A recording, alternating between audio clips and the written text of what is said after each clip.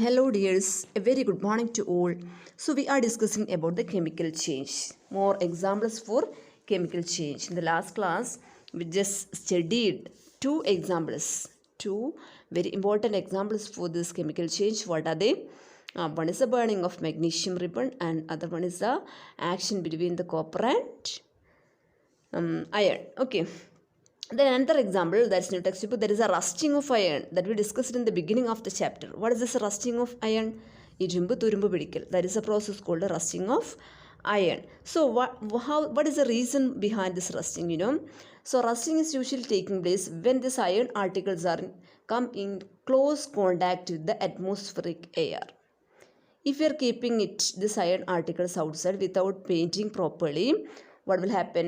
This iron may get contact with the atmospheric air. The atmospheric air contains oxygen. So iron has a great affinity towards this oxygen. It may react with the oxygen. Okay. So how the rusting process is happening? That is because of the combining or reaction between iron plus oxygen. Iron plus oxygen and also water. Water is also there. So this three unites and reacts to form a rust, that is iron oxide.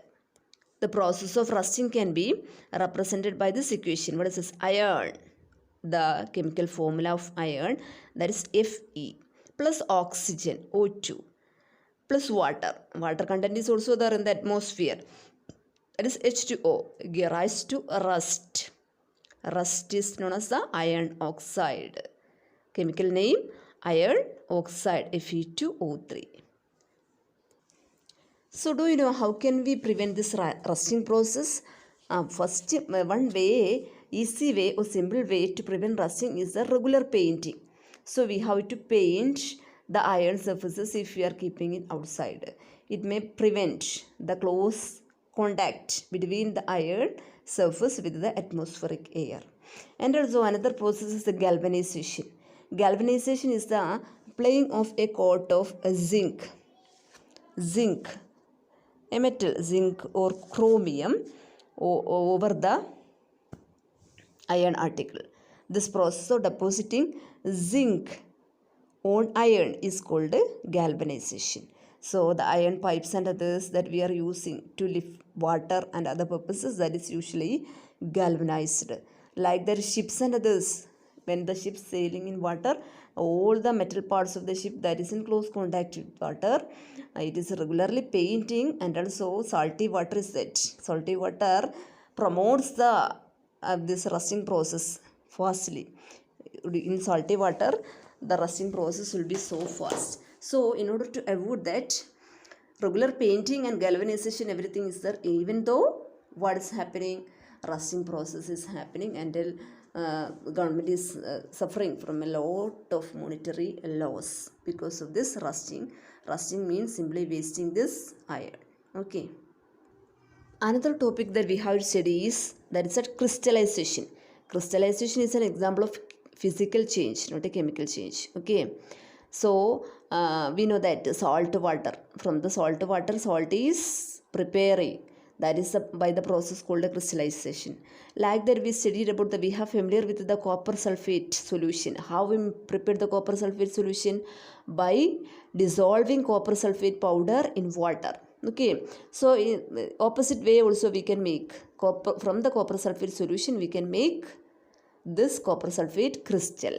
Okay, crystals means കല്ല് പോലെയുള്ള solid substance, അതാണ് crystals. Okay, so crystals means